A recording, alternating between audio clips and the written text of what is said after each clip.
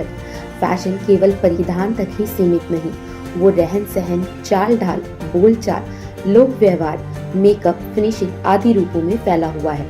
इसी कड़ी में नोएडा स्थित मारवा स्टूडियो में 3 दिवसीय 10वीं ग्लोबल लिटरेरी फेस्टिवल नोएडा 2024 के तीसरे दिन के तीसरे सत्र में फैशन शो का भव्य आयोजन के साथ कार्यक्रम समापन हुआ।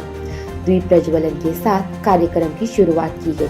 कार्यक्रम में doctor Sandeep Marwah, festival president and chancellor, AAFT university of media and arts, Ali Achoui, ambassador of Algeria, doctor Pankaj KP Shreyaskar, deputy director general PIMD, ministry of statistic and programme implementation मौजूद रहे। कार्यक्रम में बुके भेंटकर अतिथिगण का स्वागत किया गया। कार्यक्रम में ज्योति सैनी सिद्दीकी द्वारा डिजाइन की गई coffee table book creativity in depth art illuminates lives का विमोचन भी किया गया।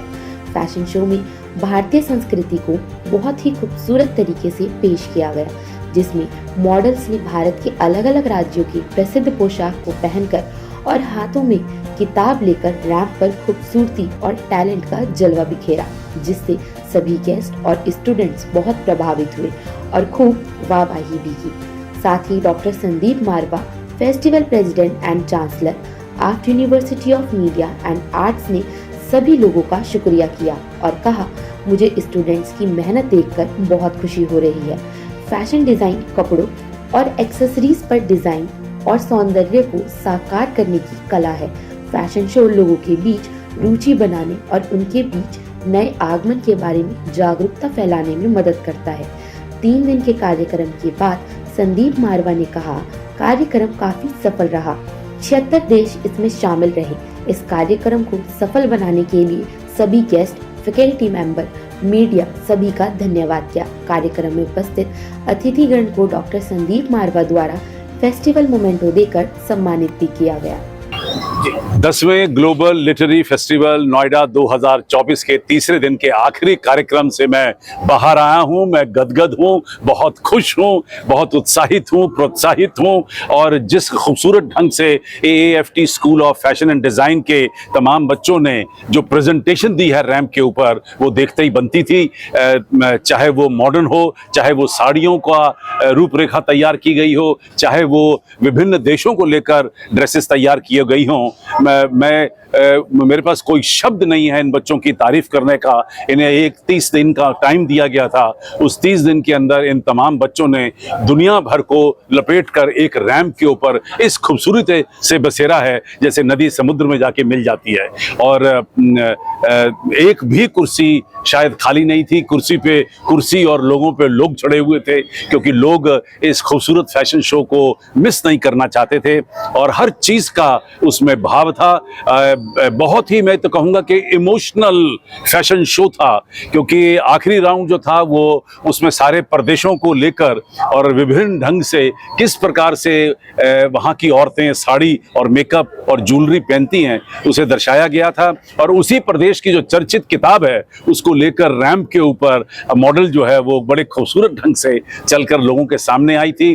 तो जो हमारा मकसद था इस पूरे ग्लोबल फेस्टिवल का, वो पूरा होता नजर आया, क्योंकि हम इसी फेस्टिवल के जरिए आम जनता तक, स्टूडेंट्स तक और जितने भी लोग यहाँ आए हजारों की तादाद में, उन तक ये खास मैसेज पहुँचाना चाहते थे कि पढ़िए, लिखिए और हमारे साहित्य को संभाल के रखिए। क्योंकि जब आप लिखते हैं तो वो इतिहास बन जाता है, और जो इतिहास है उससे साहित्य बनता है, और साहित्य से जो है संस्कार बनते हैं, और संस्कारों से देश की परंपरा बनती है। ये हमने हमेशा माना है और इसी चीज को हम लोग यहाँ पर इस फेस्टिवल के जरिए आम जनता तक पहुँचा रहे हैं। What's your experience at the 10th Global Literary Festival here?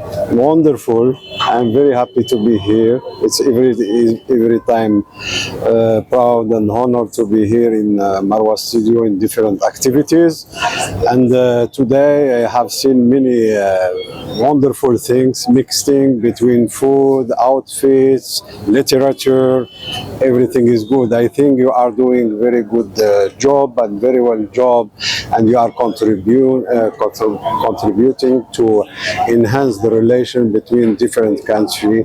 Thank you. I am from Algeria, and I hope that this cooperation between Algeria and India in the culture will be continued. Thank you very much.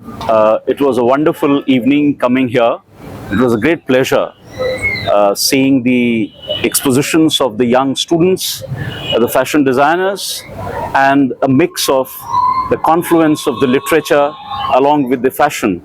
It was a wonderful memory to carry with me for the longer period of time, because I think it was a great innovation to have mixed the literary expositions along with the contours of the fashion.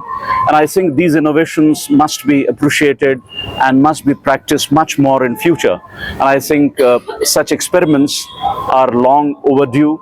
And I believe that if such expositions are kept on being continued most of the times, I think the young students will get greater exposure, not only the fashion, but it will be solid grounded on the literary platforms.